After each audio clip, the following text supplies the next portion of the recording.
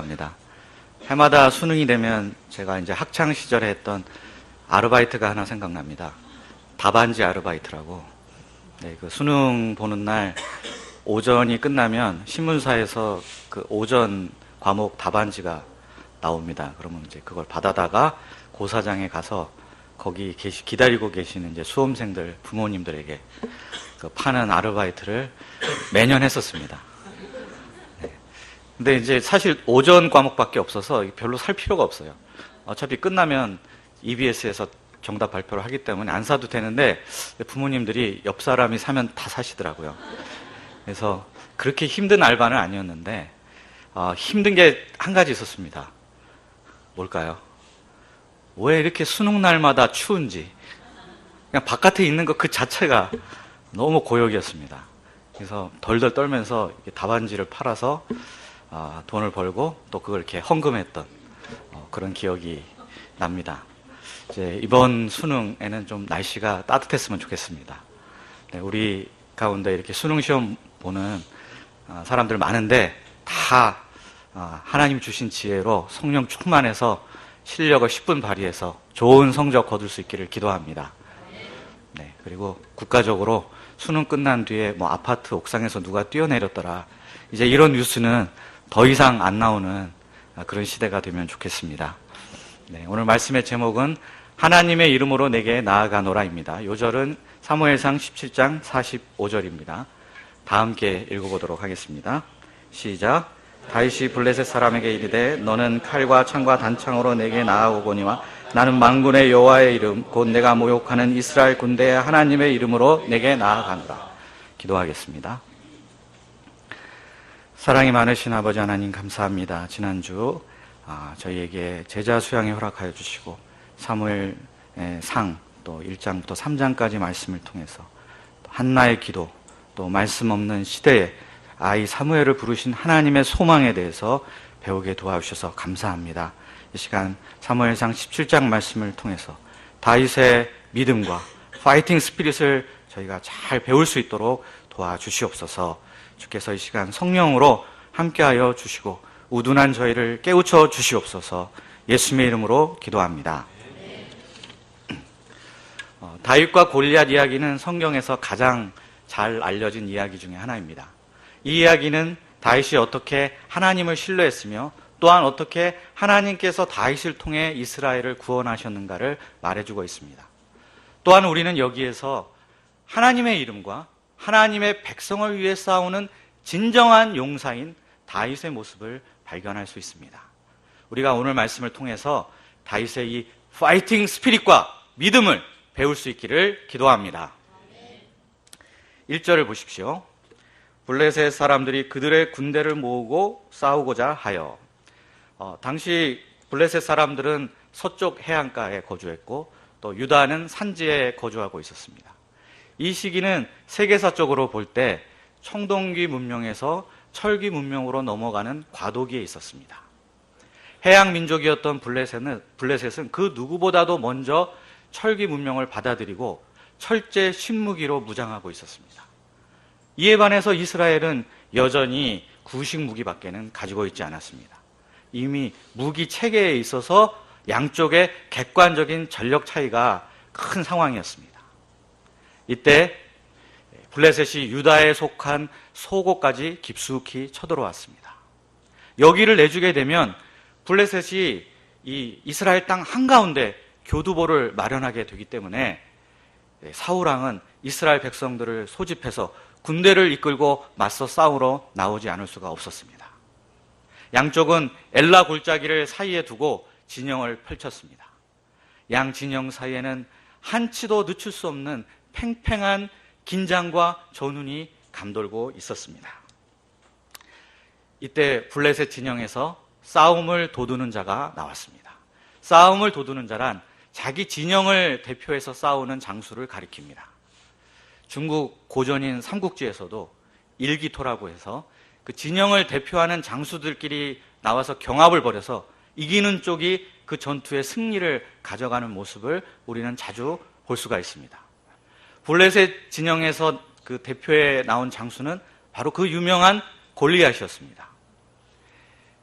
조선소에서 쓰이는 거대한 크레인을 가리켜서 골리앗 크레인이라고 부르는 이유가 다 이 사람 때문입니다. 그의 키는 거의 3m에 육박했습니다. 머리에는 노트구를 쓰고 몸에는 비늘 갑옷을 입었는데 이 갑옷의 무게만 해도 한 55kg 정도에 해당했습니다. 다리에는 놋 각반을 차고 또 두 어깨 사이에는 놋 단창을 이렇게 X자로 메고 또 손에는 긴 장창을 하나 들고 있었습니다. 이 창자루는 배틀채 같았고 그 창날의 무게만 해도 6.6kg이었습니다.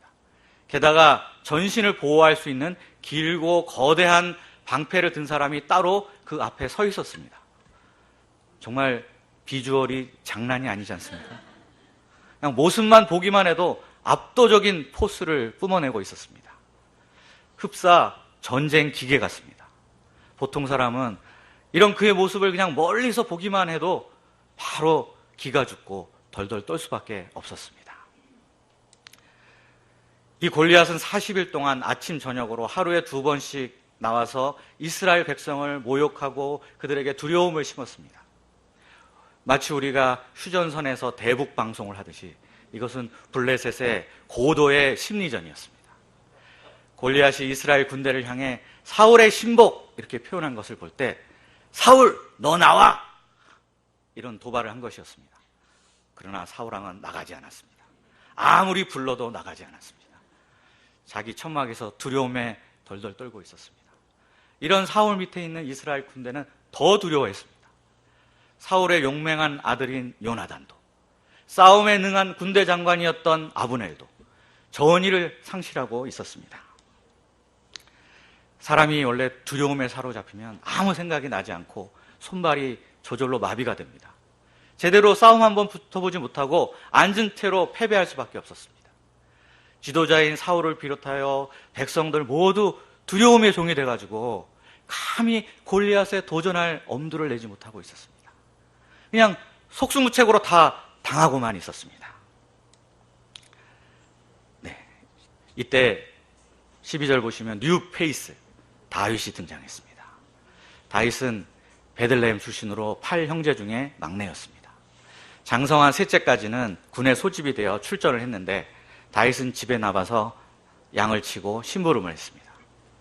아무도 주목하는 사람 없고 집에서조차 별 존재감이 없는 MBF 형제님이었습니다.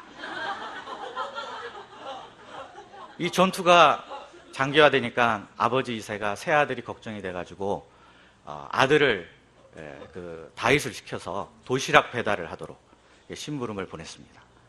다윗은 머리털 나고 처음으로 이 살벌한 전쟁터라는 곳을 목격하게 되었습니다. 가서 보니까 엄청난 크기에 듣도도 못한 거인이 거친 목소리로 이스라엘을 향해서 야 타라! 이런 소리를 치는 모습을 보게 되었습니다.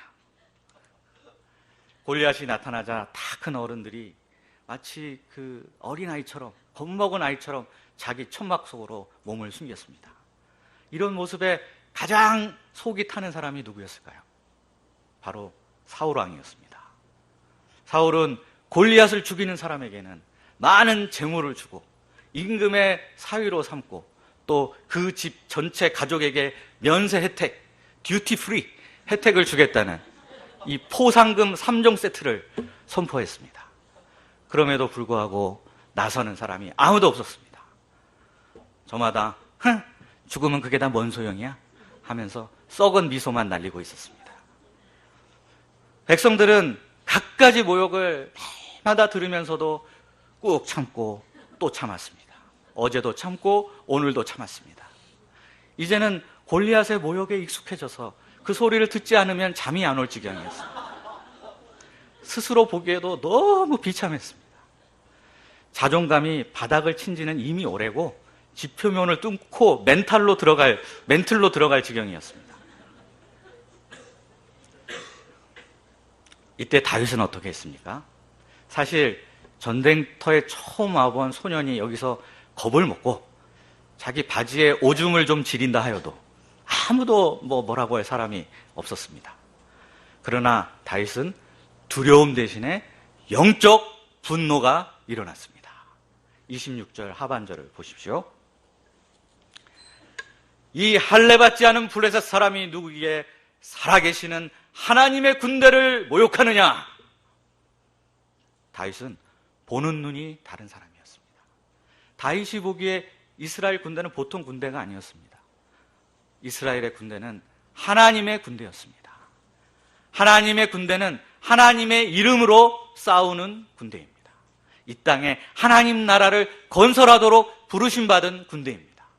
하나님께서 늘 함께 하시는 군대입니다. 그러므로 하나님의 군대가 모욕을 당한다는 것은 하나님의 이름이 모욕을 당하는 것과 결코 다르지가 않았습니다.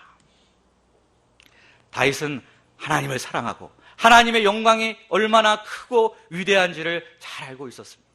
그래서 하나님의 군대가 이렇게 모욕당하는 모습을 그냥 보고 가만히 있을 수가 없었습니다. 분노하지 않을 수가 없었습니다. 또한 다윗은 골리앗을 가리켜서 할례받지 않은 블레셋 사람이라고 표현하였습니다. 다윗은 이 골리앗의 어마무시한 외관만을 보지 않았습니다.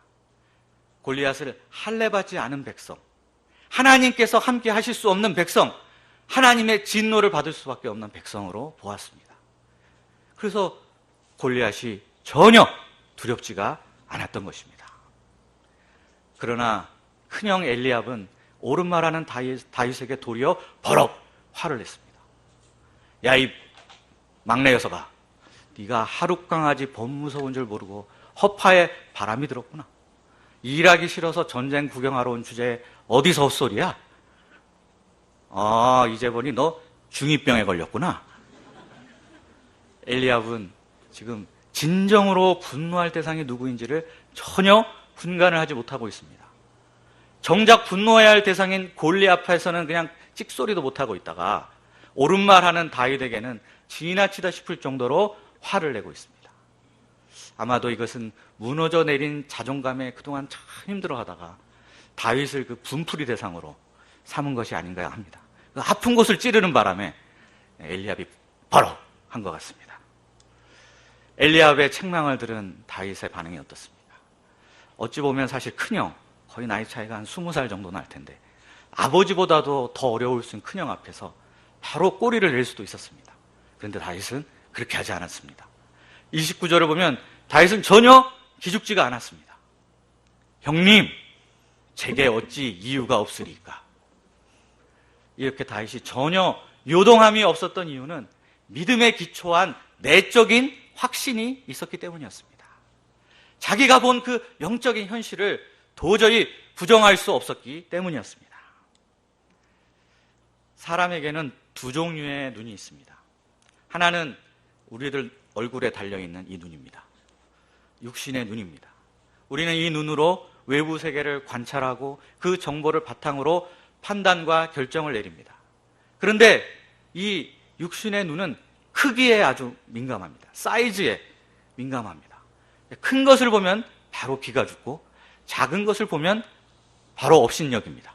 이것은 거의 본능적인 반응입니다.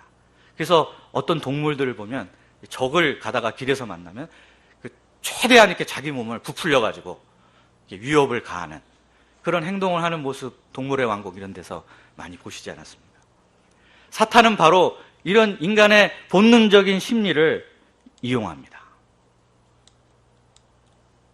계시록에 보면은 하나님을 대적하는 이 세상을 상징하는 바벨론이라는 성읍이 등장하는데 그 바벨론 앞에 항상 붙는 말이 있습니다. 그래서 큰 성 바벨론이라고 표현합니다. 이는 세상이 본질적으로 크기에서 나오는 힘을 추구하고 있다는 사실을 잘 말해주고 있는 것입니다. 사탄은 골리앗처럼 크기로 우리 마음에 두려움을 심고 위협합니다. 두려움의 종이 되게 해서 도전의 의지를 아예 꺾어버리려고 합니다. 이렇게 두려움에 빠진 사람은 싸워보지도 못하고 항복할 수밖에 없게 됩니다. 우리가 세상에 나가면 얼마나 큰 것들을 많이 보게 됩니까? 회사에서 이렇게 사장님 보면 사장님 방은 가보면 책상도 크고 방도 굉장히 크고 의자도 크고 타고 다니시는 차도 크고 안 가봤지만 집도 틀림없이 엄청 클 겁니다. 또 캠퍼스는 왜 이렇게 큰지 모르겠습니다. 으리으리하고 럭셔리한 신축 건물 사이를 이렇게 오가는 명품 브랜드를 입고 있는 양들을 보면 왠지 위축이 되고 가까이 다가서기가 좀 부담스럽습니다. 반면에 나는 집도 작고 차도 작고 방도 작고 책상도 작고 키도 작습니다. 어떤 사람 거기다 눈도 작습니다. 참 초라해 보입니다. 마음이 위축돼서 감히 이런 세상에 도전할 엄두를 내지 못하게 됩니다. 그러나 이런 육신의 눈만으로는 현실을 우리가 제대로 파악할 수가 없습니다. 우리에게는 육신의 눈으로 포착할 수 없는 영적인 현실을 꿰뚫어 볼 수 있는 영적인 눈이 필요합니다. 영의 렌즈로 시력 교정을 해야만 우리가 제대로 볼 수 있습니다. 영적인 눈이 있는 사람은 자기 앞에 놓인 현실을 하나님과의 관계를 기준으로 풀어내고 이해할 수 있는 사람입니다. 다윗에게는 그런 눈이 있었기 때문에 이스라엘 군대는 크게 보이고 골리앗은 아주 작게 보였던 것입니다. 그러면 사람이 어떻게 영적 눈을 뜰 수 있을까요? 26절에 보면 다윗은 살아계시는 하나님의 군대, 살아계시는 하나님의 군대라는 말을 합니다. 다윗의 하나님은 살아계신 하나님이었습니다. 죽은 하나님을 명목상 붙들고 있는 사람에게는 영적인 현실이 전혀 감지가 되지 않습니다. 이런 사람은 영적인 분노도 없고 세상에 대한 도전도 없습니다. 껍데기만 남은 무기력한 신앙생활을 하게 됩니다. 그러나 살아계신 하나님을 만난 경험이 있고 또 지금 살아계신 하나님을 만나고 있는 사람은 이런 영적 현실이 생생하게 보입니다. 누가 뭐라고 해도 보이기 때문에 도저히 이를 부인할 수 없습니다. 이런 사람은 하나님의 이름이 모독받는 현실에 대한 영적 분노가 일어납니다. 잠잠히 있으려 해도 도저히 가만히 있을 수가 없습니다. 믿음의 모험을 하게 되고 세상에 도전을 하게 됩니다. 사도행전에 나온 사도들을 보십시오. 그 70여 명의 당대의 그 최고 권력자들이 모인 공회 앞에서 그들은 이렇게 외쳤습니다. 너희가 하나님께서 보내신 메시아 그리스도 예수를 죽였도다. 지금 당장 회개하고 죄사함을 받아라. 사도들이 이렇게 담대하게 복음을 전할 수 있었던 것은 예수 그리스도를 크게 보고 이 세상 권력자들을 작게 보는 영적인 눈이 있었기 때문입니다. 사실 우리가 전도 못하는 이유는 시간이 없어서라기보다는 세상에 부담스럽고 양들이 두렵기 때문입니다. 안 그렇습니까? 그러나 살아계신 하나님과 만남과 교제가 있을 때 우리는 담대하게 세상에 도전하고 복음을 전할 수 있습니다. 우리가 영적인 현실을 꿰뚫어 볼 수 있는 영적 눈을 뜰 수 있기를 기도합니다. 하나님을 크게 보고 세상을 작게 보는 믿음으로 세상과 캠퍼스에 도전할 수 있기를 간절히 기도합니다. 31절을 보십시오. 다윗의 한 말을 듣게 된 사울은 두려움에 눌려 있다가 드디어 숨통이 좀 트일 것 같았습니다. 그래서 다윗을 데려오도록 했습니다. 다윗은 대뜸 사울에게 왕이시여 낙담하지 마십시오. 이렇게 용기를 북돋아 주었습니다. 이게 중학생이 할 말인가 싶지만 하여튼 이렇게 얘기를 했습니다. 이것만으로도 참 큰 위로가 되는데 다윗은 한 걸음 더 나가서 제가 골리앗과 싸우겠습니다. 이런 결심을 밝혔습니다. 그동안 사울이 그토록 간절히 듣고 싶던 말이었는데 전혀 예상치도 못한 사람에게서 이 말을 듣게 되었습니다. 그러나 사울은 이 다윗의 제안을 받아들일 수가 없었습니다. 다윗은 아직 소년이었고 골리앗은 어려서부터 전쟁터에서 잔뼈가 굵은 전사 베테랑이었기 때문이었습니다. 하지만 다윗은 이런 사울에게 자신의 경험을 말해주었습니다. 제가 양을 칠 때 말이죠, 사자나 곰이 나타나가지고 양의 새끼를 물고 가더라고요. 그럼 제가 쫓아가가지고 그놈의 주둥아리를 쳐가지고 새끼를 구해낸 적이 많거든요. 만약 그놈이 안 내놓으면 제가 그놈 수염을 딱 잡고 펀치를 날려가지고 아주 아작을 내버렸거든요. 정말 놀라운 일입니다. 다윗이 어떻게 소년의 힘으로 사자와 곰을 이렇게 맨손으로 때려잡을 수 있었을까요? 분명한 사실은 이 일은 사람이 할 수 있는 일이 아니라는 겁니다. 이것은 그럼 누구 힘이겠습니까? 다윗과 함께 하셨던 하나님께서 하신 일이었습니다. 다윗은 일상의 삶 속에서 전능하신 하나님, 살아계신 하나님, 그리고 나와 함께 하시는 하나님을 체험했습니다. 일상의 삶 속에서 하나님을 만난 체험은 소년 다윗의 가슴 깊숙이 각인된 비밀이 되었습니다. 다윗의 이런 체험들이 있을 때 그것이 바로 다윗을 살아있는 믿음을 소유한 사람으로 만들었습니다. 이 믿음이 다윗으로 하여금 골리앗에게 감히 도전할 수 있는 용기와 담력을 갖도록 만들었습니다. 만약 골리앗과 사자가 싸우면 누가 이길까요? 누가 이길까요? 원래 이게 몸집이 큰 사람은 몸이 좀 둔하지 않습니까? 반면에 사자는 굉장히 날렵합니다. 천하의 골리앗이라도 날렵한 사자 이기기가 쉽지 않을 것 같습니다. 그런 점에서 보면 다윗에게는 오히려 골리앗이 더 쉬운 상대 아닙니까? 또 여기서 분명한 사실은 사자는 하나님의 원수인지 아닌지가 좀 애매하지만 골리앗은 하나님의 원수라는 사실이 너무나 분명합니다. 그래서 다윗이 골리앗을 이길 수 있다고 확신한 것은 만용이나 허세가 아니라 아주 지극히 논리적인 결론이었습니다. 다윗에게서 나온 믿음의 말에 사울이 크게 감동을 받고 다윗의 출전을 허락하게 되었습니다. 38절을 보십시오. 사울 왕은 다윗에게 자기 군복과 노투구와 갑옷과 칼까지 내주었습니다. 왕의 무기와 갑옷과 칼을 얻었으니 이거 얼마나 영광스러운 일입니까? 가문의 영광입니다. 그러나 다윗은 시험적으로 입어보다가 다 벗어버렸습니다. 군인이 아니라 양치기 소년이었던 다윗에게는 아무리 좋은 거라 할지라도 오히려 이것이 방해물이 될 수 있었기 때문이었습니다. 그 대신 다윗은 자기에게 익숙했던 물매를 들고 나갔습니다. 골리앗이 비록 이렇게 온몸에 투구도 쓰고 갑옷도 입고 다리에는 녹 각방까지 차고 다 감쌌다 할지라도 노출된 부분이 한 군데 있었습니다. 바로 이 눈은 떠야 되기 때문에 눈과 눈 사이에 이 이마 부분, 이 부분은 노출할 수밖에 없었습니다. 다윗은 물매를 날려가지고 이 지점을 정확하게 맞출 수 있는 뛰어난 물매 실력이 있었습니다. 매끄러운 돌 5개만 딱 챙긴 것을 볼 때 다윗은 적어도 내가 5번 중에 한 번은 반드시 맞출 수 있다 하는 자신감이 있었던 것 같습니다. 이것을 보면 다윗이 평소에 얼마나 그 물매 연습을 많이 했을까요? 또래 아이들이 맨날 스마트폰하고 게임에 빠져 있습니다. 다윗은 냇가로 나가서 날마다 물매 실력을 갈고 닦았습니다. 이걸 가지고 이제 전쟁터에서 써먹게 될 줄은 전혀 몰랐지만 양들을 잘 지키기 위해서 열심히 연습을 했습니다. 다윗은 이런 실력이 있었기 때문에 감히 골리앗에게 도전할 수 있었습니다.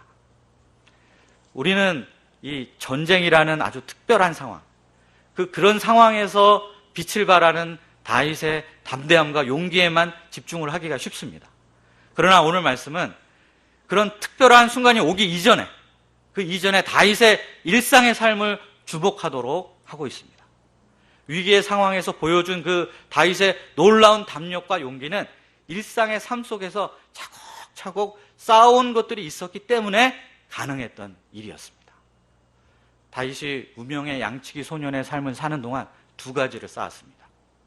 하나는 믿음의 히스토리였고 다른 하나는 바로 실력이었습니다.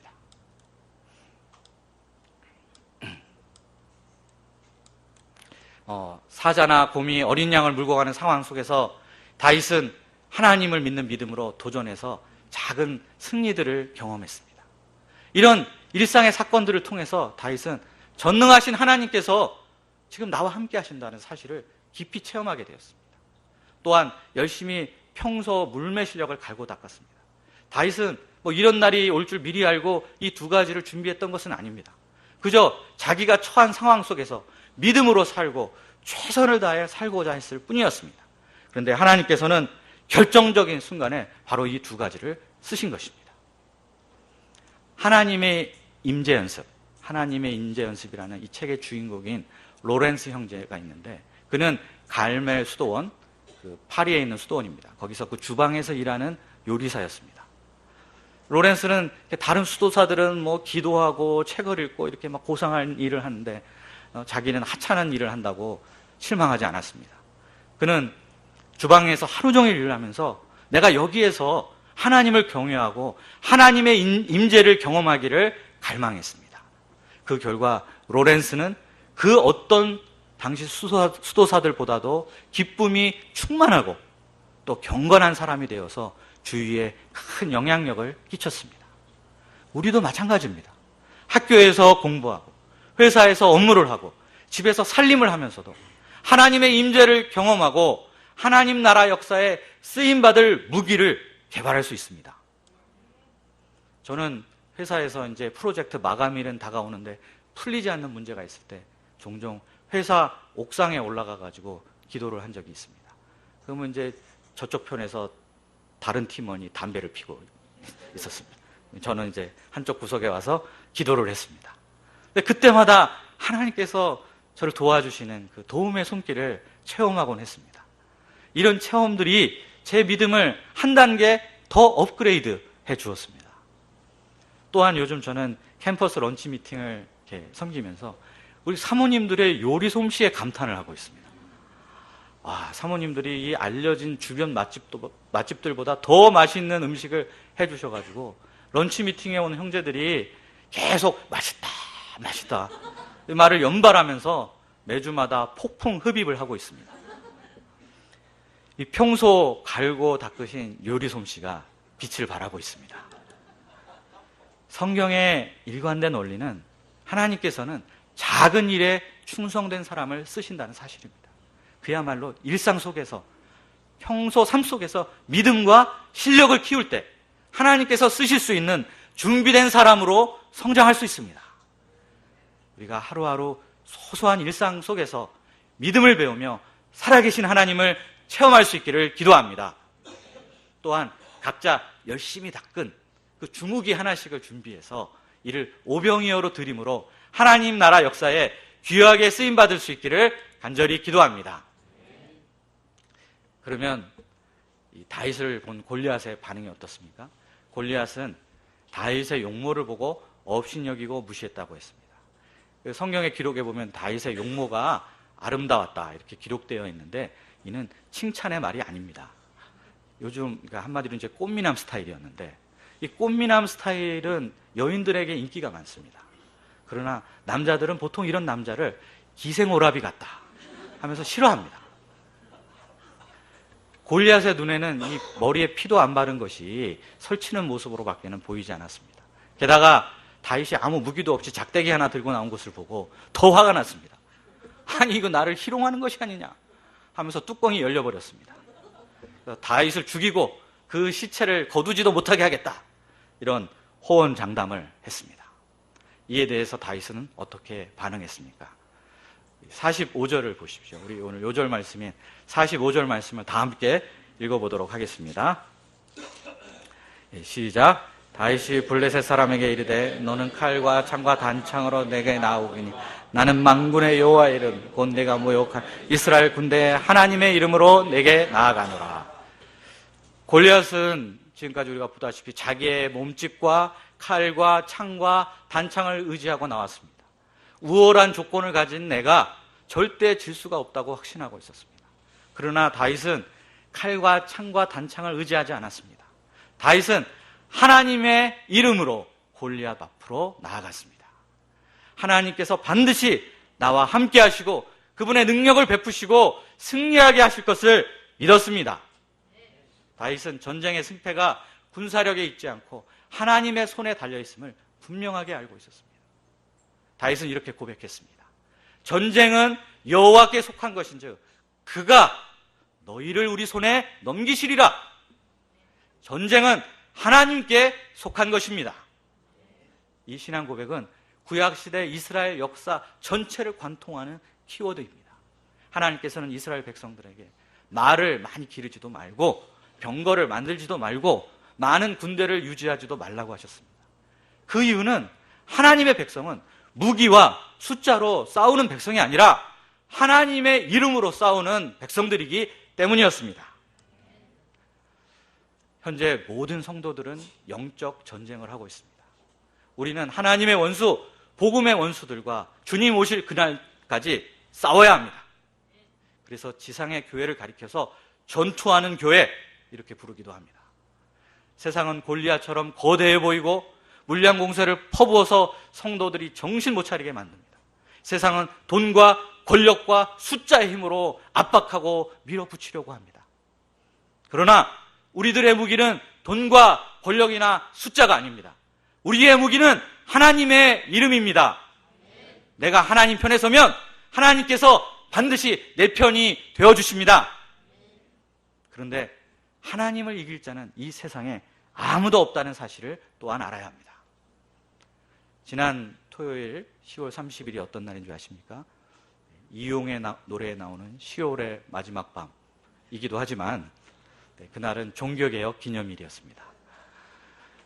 이날은 마르틴 루터가 그 비텐베르크 성당 정문에 11개조의 반박문을 딱 붙인 바로 그 역사적인 날이었습니다. 우리 찬송가에는 마르틴 루터가 지은 찬송가가 하나 실려 있습니다. 바로 찬송가 585장 내 주는 강한 성이요입니다. 이 찬송가의 가사는 마르틴 루터가 카톨릭 교회가 소집한 종교 재판에 불려나갈 때 썼다고 합니다. 그 상대가 천년의 세월을 가지고 당시 각국의 왕들도 호령하던 교황의 세력이었습니다. 얼마나 겁이 나고 두려웠겠습니까? 그런데 이때 루터는 내 주는 강한 성이요 방패와 병기 되시니 이렇게 고백을 했습니다. 만군의 주 예수 그리스도께서 나를 대신해서 싸우신다고 노래하였습니다. 한 사람 루터에게서 나온 그 믿음의 용기, 그 덕분에 복음의 진리가 회복되었습니다. 그리고 오늘 우리가 이 자리에 있습니다. 하나님의 이름으로 내게 나아가노라. 이 믿음의 고백을 한 성도들에 의해서 하나님 나라는 지금까지 전진해 오고 또한 확장되어 왔습니다. 그리고 우리가 이 고백을 가지고 하나님의 이름으로 세상에 나아가도록 부르심을 받았습니다. 우리가 하나님의 이름으로 복음의 원수들과 맞서 싸우는 하나님의 용맹스러운 군사들이 될 수 있기를 간절히 기도합니다. 그러면 큰 소리 치던 골리앗은 어떻게 되었습니까? 다윗이 이렇게 물매를 휙 돌리다가 휙 던져서 한 방에 골리앗의 이마에 명중을 시켜버렸습니다. 돌이 이마에 맞고 원래는 땅에 떨어져야 되는데 아예 거기에 박혀버렸습니다. 물체의 질량이 작아도 속도가 빠르면 큰 에너지를 갖게 됩니다. 다 배우신 적이 있죠? 하나님께서 이 다윗이 던진 물맷돌에 엄청난 가속도를 붙게 하셨습니다. 그렇기 때문에 돌이 이마에 박혀가지고 두개골이 파열된 골리앗은 현장에서 즉사하고 말았습니다. 모든 사람이 두 눈으로 똑똑히 보고도 도무지 믿을 수 없는 결과가 현실로 나타난 것입니다.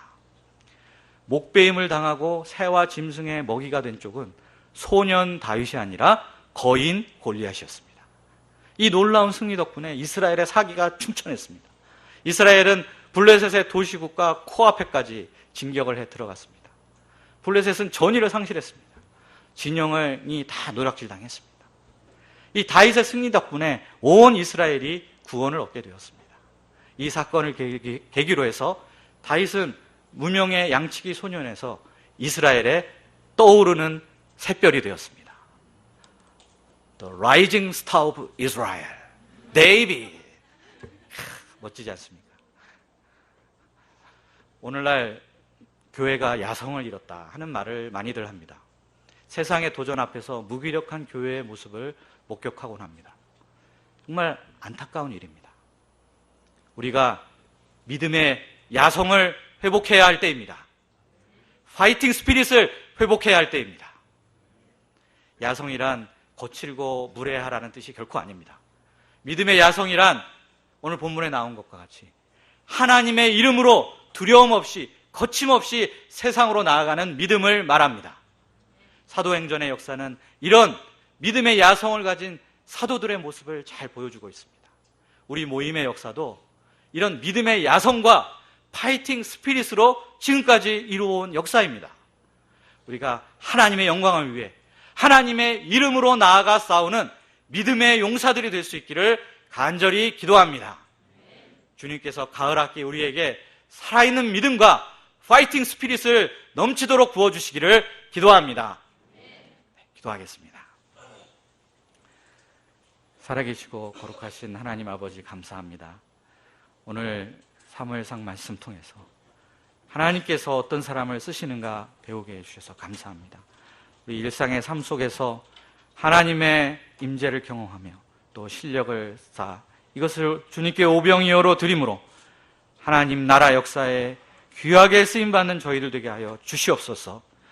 믿음의 야성을 잃어가고 화이팅 스피릿이 약해져가는 이때 저에게 믿음의 야성과 화이팅 스피릿을 회복하는 은혜를 이번 가을 학기 충만히 허락하여 주시기를 간절히 기도합니다.